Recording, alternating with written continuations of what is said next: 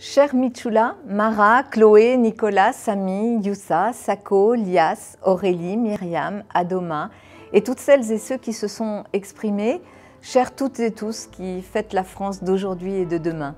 Vous nous dites tout au long de votre adresse aux candidats votre amour pour la France. Vous nous dites aussi que vous vous interrogez sur la place qui vous est laissée dans notre pays, dans votre pays. Je vous le confirme, l'avenir de la France se construit aujourd'hui dans les quartiers de la Seine-Saint-Denis. Et depuis plusieurs mois, nous vivons collectivement ce débat présidentiel abaissé, vulgaire. Les quartiers populaires ont été largement cités, non pas pour proposer un projet, mais au contraire pour stigmatiser les habitants.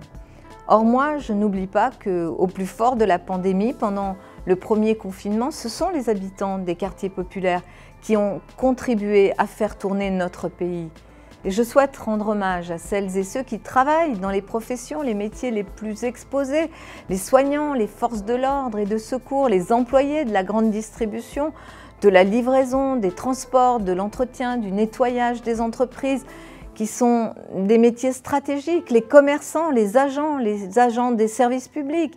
Je ne cherche pas à gommer les difficultés du quotidien, les précarités, les inégalités, je ne les ignore pas.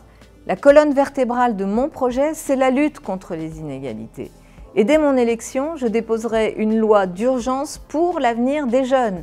Et cette loi ordonnera la gratuité des transports du quotidien pour tous les moins de 26 ans.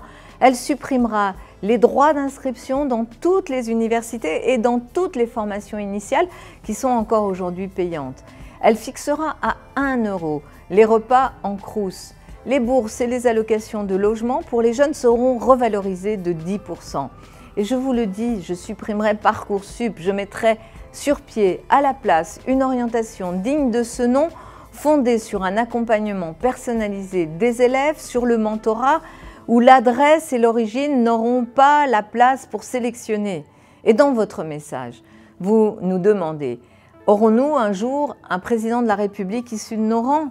Eh bien voilà, mon histoire personnelle et politique, c'est la réalisation de ce que l'on appelle la promesse républicaine.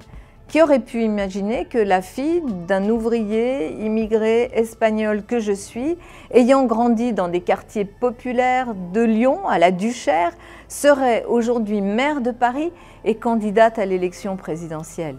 Je le dois à l'école, à la solidarité érigée en valeur dans nos quartiers populaires et qui doit inspirer la France. Vos visages, vos histoires personnelles, vos prénoms, vos engagements sont la richesse de la France. N'en doutez jamais. Vos quartiers, nos quartiers sont des lieux de créativité, de courage, d'intelligence, des lieux d'une exceptionnelle force de vie.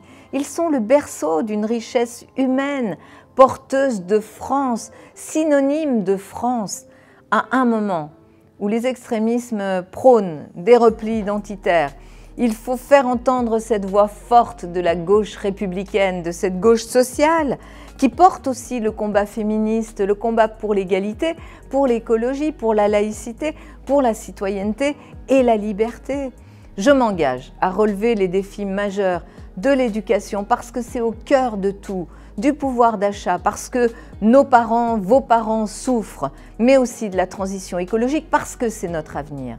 Et ensemble, nous pouvons changer d'avenir. Alors, utilisez votre bulletin de vote, choisissez, sentez-vous libre, libre, ne vous laissez pas conditionner par ceux qui voudraient finalement quoi? Vous faire taire ou vous réduire à quoi? À la détermination de vos origines et de l'adresse des quartiers. Alors, le 10 avril, pour choisir la France que vous voulez, votez.